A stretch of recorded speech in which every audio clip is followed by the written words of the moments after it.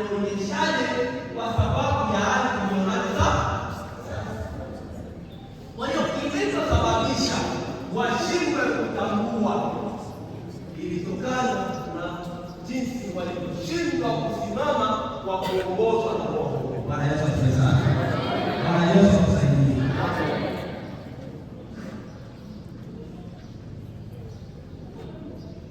Kwa hiyo katika nyakati za mwisho majira ya kiroho yamejaa changamoto kama nilivyosema. Mungu anataka kanisa lifanye nini sasa? Tuko pamoja na Mungu. Mungu anataka kanisa lifanye nini sasa? Umeweka hivi. Kama kanisa lazima, kwa sababu tumeshatambua tunaishi siku za mwisho, lazima tuongeze nguvu ya kuhubiri Injili, kuishi maisha ya utakatifu na kuomba Mungu. Amen. Amen. Kwa sababu kanisa, tutalisema hapa mbele, wakati ulimwengu unaendelea kupotoka, kanisa linasubiri unyakuo. Tuko pamoja? Unanielewa? Lakini wakati dunia inaendelea kupotoka, kanisa linasubiri unyakuo. Sasa wengi hawajaokolewa, na kwa sababu hawajaokolewa, jukumu la kanisa ni watu waokolewe. Kwa hiyo kuna haja ya kuhubiri Injili kwa viwango vya kutosha, kuongeza nguvu ya kuhubiri Injili. Lakini pia sisi tunaotakiwa tuhubiri, lazima tusimame katika maisha ya utakatifu, kwa sababu watu wakiniona, wasinione tu kwa ninavyosema, wanione kwa mwenendo wako. Bwana Yesu asifiwe sana. Amen.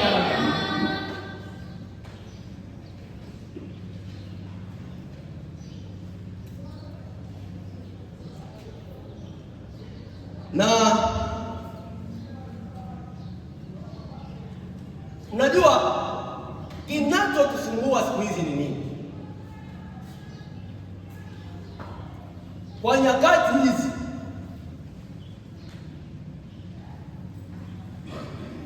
hatari zinazotukabili ni udanganyifu, mafundisho ya uongo na kupenda fedha. Tavisema vya kutosha hapo mbele. Watu wengi, kuna watu utamuona yuko mpaka kwenye viwango vya juu sana kiutumishi, lakini ukienda kwa kina, ukimwangalia kwa kina, anafanya hiyo kazi si kwa sababu ya utukufu wa Mungu, lakini kwa ajili ya maslahi. Tuko pamoja? Wengine mafundisho ya uongo yameathiri watu wengi sana, lakini hayo yalisababisha Paulo aweze kumwandikia Timotheo kwamba unatakiwa uwe mwangalifu kwa hali zote hizo. Utaona mtu anashughulika sana na mambo ya Mungu, nafikiri kwamba kabisa ni kwa ajili ya utukufu wa Mungu. Tuangalia mzunguko mkubwa unaotawala moyo wake, pesa. Mzunguko mwingi unaotawala moyo wake kutaka kuonekana. Niwe naonekana kila mara mimi ndio fulani. Tukaviona hapa mbele, tuendelee. Bwana Yesu asifiwe.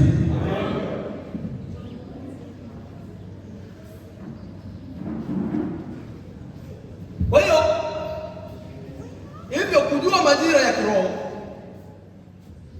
utuweka macho ili tusishindwe ghafla au tusizunguliwe ghafla na mambo yanayotokea. Kwa hiyo muda wote tukitambua vizuri majira ya kiroho, hatutabebwa na elimu zinazokuja za uongo. Amen. Hatutabebwa na tamaa ya mali.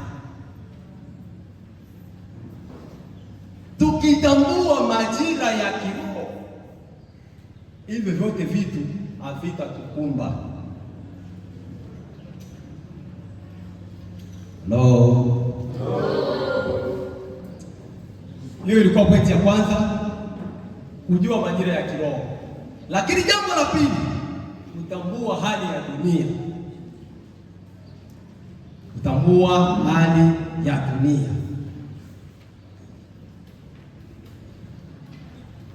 Paulo anasema wazi hali ya wanadamu katika siku za mwisho. Ule mstari wa kwanza hadi wa 5 anaeleza watakuwa wenye kujipenda, wenye kupenda fedha, wasiotii wazazi, wenye kupenda anasa. Ametaja mambo mengi ambayo tutakwenda kuyaeleza hapa. Hii ina maana gani?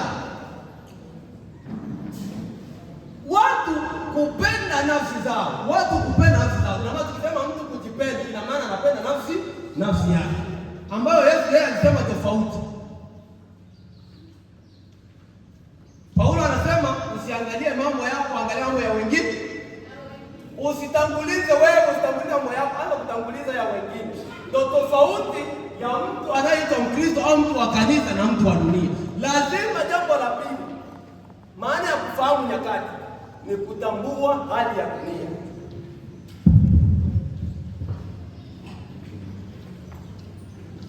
Na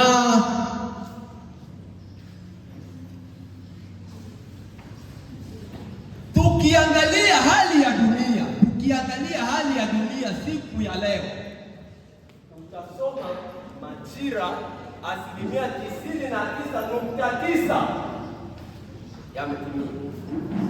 Ndio pamoja wana wa Mungu. Kwa sababu kama ni kupenda fedha, ndio usiseme, ndio jambo ambalo limetawala mpaka hivi. Ukisoma Biblia hairuhusu Mkristo kufanya biashara ya riba, lakini tunavyoongea ndio biashara yetu. Kweli uongo?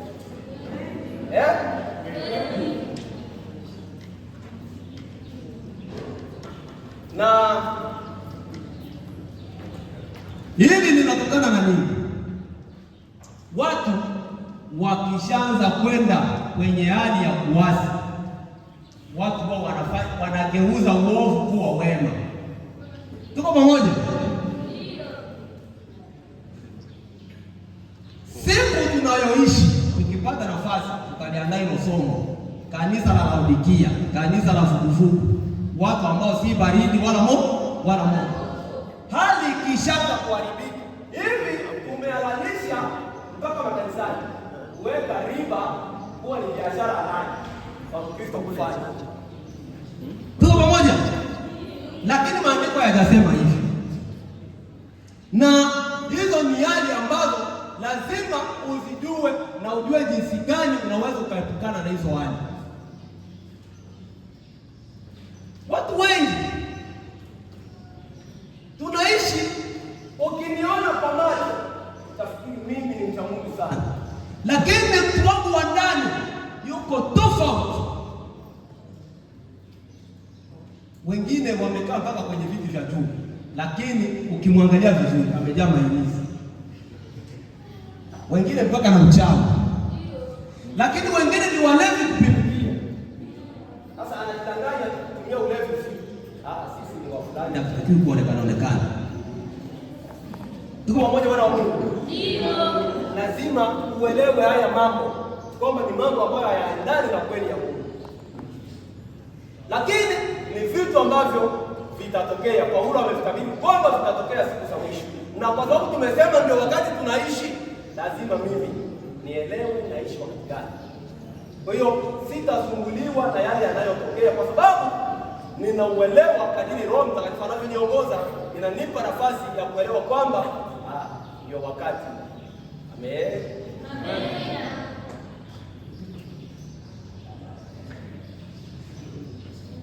Kwa hiyo kwa wakati wa siku za mwisho, tukisema kimaadili, dhambi na ufisadi vinaonekana kuwa vitu vya kawaida sana. Kijamii, maadili kuporomoka, watoto kutokutii wazazi. Kuna wengine ni waimbaji, lakini fika kwao utasikia anazosifu wazazi wake, utashindwa kujua kama imebaki. Lakini wengine wanavyoishi kinyume kabisa na maadili ya Biblia. Changamoto tulionayo, mimi nasemaga hivi, mavazi yote ni mazuri. Nataka nieleweke hapo. Tuko pamoja? Mavazi yote ni mazuri. Malaya akivaa nguo za kuonyesha utupu au sehemu zote za siri kuonekana, kwake ni nzuri, kwa sababu yeye ile kwake ni mtego wa kuvutia watu wamuone alivyoumbika. Tuko pamoja wana wa Mungu? Lakini